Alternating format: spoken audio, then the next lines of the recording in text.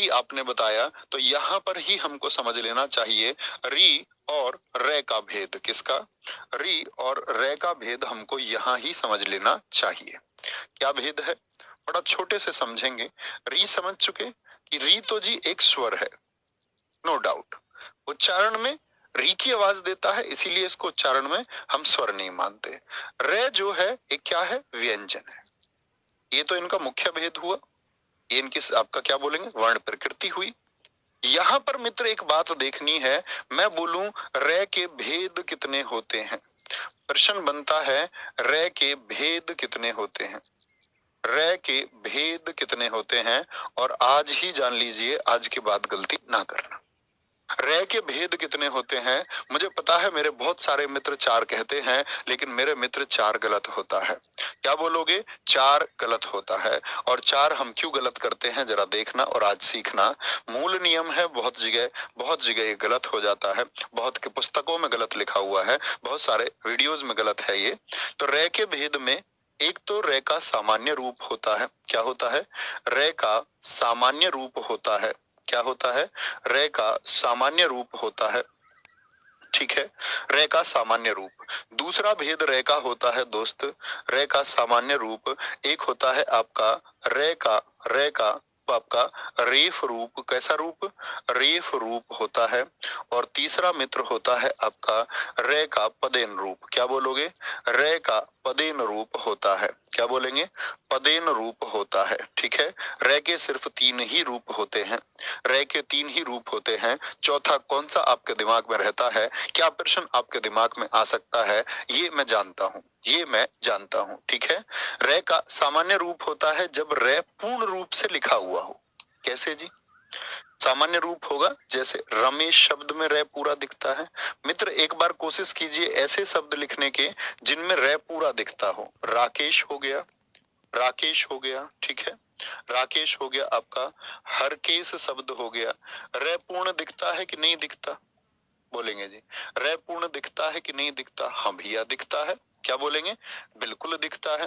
लेकिन रे का रेफ रूप जो है, रे का रेफ रूप जो है, रेफ का मतलब रूफ, रूफ की तरफ, छत की तरफ। तो रे का रेफ रूप जो होता है वो होता है कर्म, जो सिरोरेखा के ऊपर होता है, रूफ की तरफ होता है। कर्म हो गया, धर्म हो गया सिरोरेखा के ऊपर। और भी आप बहुत सारे ले सकते हैं, अन्य बहुत सारे शब्दों का निर्माण आप कर सकते हैं दोस्त जो ऊपर रे आता हो। क्या बोलेंगे? जैसे हम कहें जुर्माना शब्द होता है, तो इसमें भी ऊपर रे आ गया, ये रे का रेफ रूप होता है। रे का पदेन रूप होता है दोस्त, जो आप देखेंगे कि जैसे मैं बोलूं क्रम, जो नीचे की तरफ पद की तरफ होता है, पैरों की तरफ होता है, क्रम हो गया। या हम बात करें आपका प्रकार हो गया। क्या हो गया? प्रकार हो गया, नीचे की तरफ है। क्या है? नीचे की तरफ है। जैसे हम और भी बहुत सारे शब्द आप लोग लिखेंगे इसके लिए। एक बच्चे ने लिखा कर्मचारी, ये तो रे प्रूफ हुआ। एक मेरे दोस्त ने लिखा है आपका क्रिया, वेरी गुड, बहुत शानदार। क्रिया शब्द को मेरे एक मित्र ने लिखा है। क्या बोलोगे? क्रिया शब्द को मेरे एक मित्र ने लिखा है। भ्रम एक मेरे भाई ने लिखा है, भ्रम। एक हमारे मित्र ने लिखा है प्रवेश को। किसको?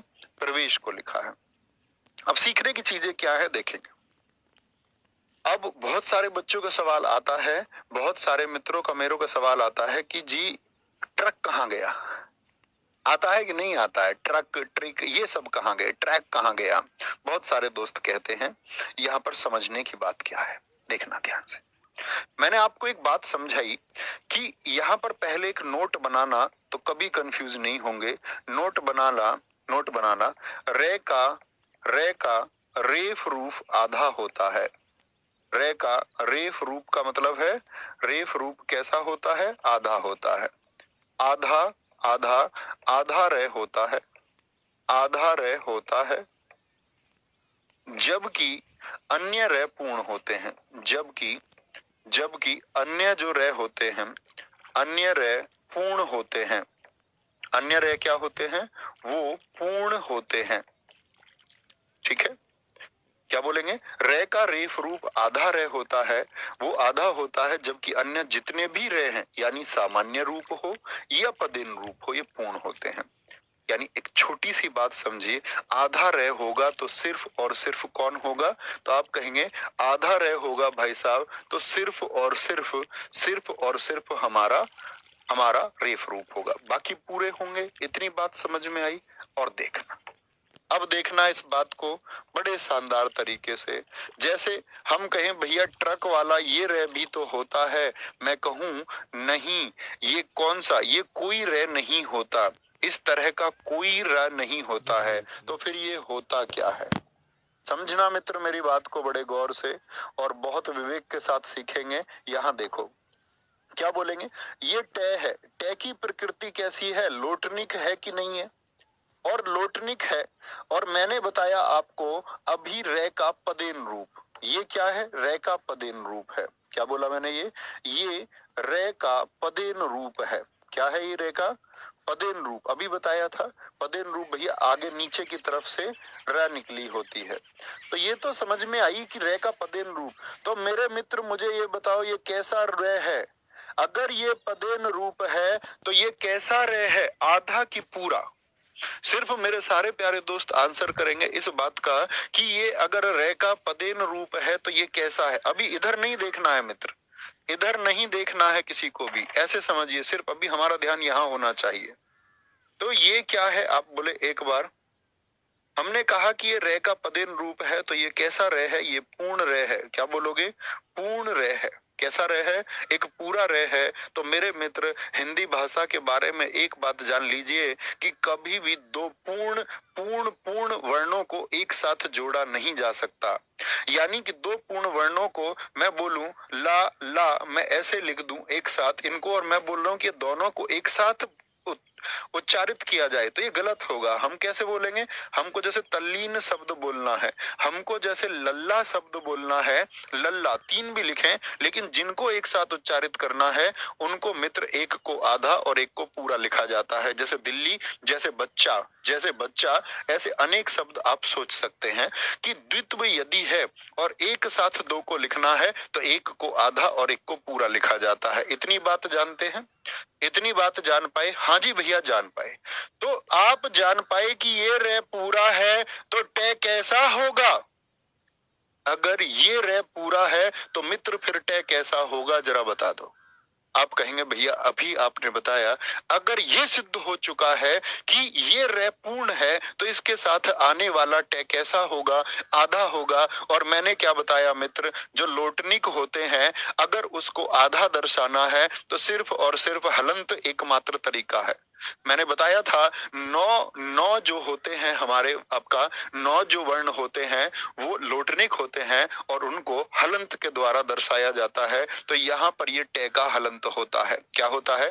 टे का हलंत होता है। और अक्सर हम इसको हम सोच लेते हैं कि ये शायद कोई रे का एक रूप है। क्या बोलोगे? ये रे का कोई रूप है? आप आज के बाद कहेंगे नहीं, ये आधा इसमें हलंत है और आधा पूर्ण रे है। मेरे मित्र कोई बात समझी? कोई बात समझे?